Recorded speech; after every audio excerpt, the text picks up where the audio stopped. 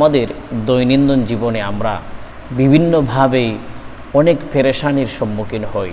আমাদের পারিবারিক সমস্যা, অর্থনৈতিক সমস্যা, সামাজিক সমস্যা, অর্থাৎ সব কিছু মিলিয়ে আমরা যখন মানসিক চাপের মধ্যে পড়ে যাই, সন্তান প্রবাসে অনেক সমস্যার মধ্যে আছে, পরীক্ষার মধ্যে সন্তান ভালো রেজাল্ট করছে না, শারীরিক সমস্যায় ভুগছেন, সব কিছু মিলিয়ে আপনার একটি পেরেশানিতে বা মানসিক চাপের মধ্যে রয়েছেন।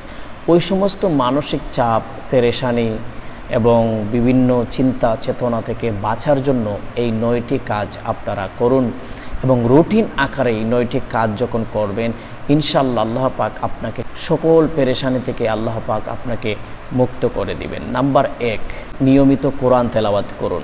যখন মানসিক চাপ আপনি আমার সামনে চলে আসবে, প্রতিদিন কমপক্ষে 1 পৃষ্ঠা হলেও কোরআন তেলাওয়াত করুন।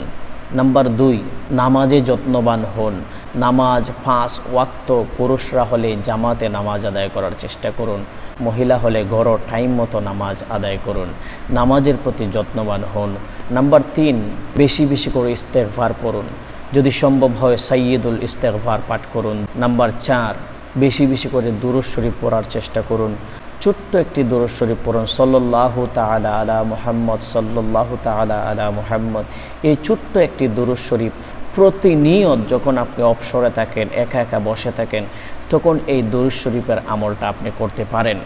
নাম্বার 5 হলো তাকদীরের উপর বিশ্বাস রাখুন। আল্লাহ পাক আপনি আমার তাকদীরে যা রেখেছেন তার প্রতি আপনারা স্বচ্ছ হন এবং তার প্রতি বিশ্বাস রাখুন।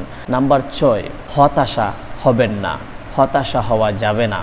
কারণ আপনার হয়তো আল্লাহ পাক আপনাকে এই সমস্যার মধ্যে ফেলে দিয়েছেন, হয়তো আল্লাহ তাআলার পক্ষ থেকে আপনার উপর একটি পরীক্ষা স্বরূপ হতে পারে। এই জন্য কখনো এই মানসিক চাপ নিয়ে হতাশা হবেন না। নাম্বার 7, পরকালের উপর বিশ্বাস রাখুন। কারণ আপনি আমার মৃত্যুর পরে হাসরের ময়দানে একটি হিসাব দিতে হবে, পরকালে কিয়ামতের ময়দানে আপনাকে দাঁড়াতে হবে আল্লাহ তাআলার সামনে।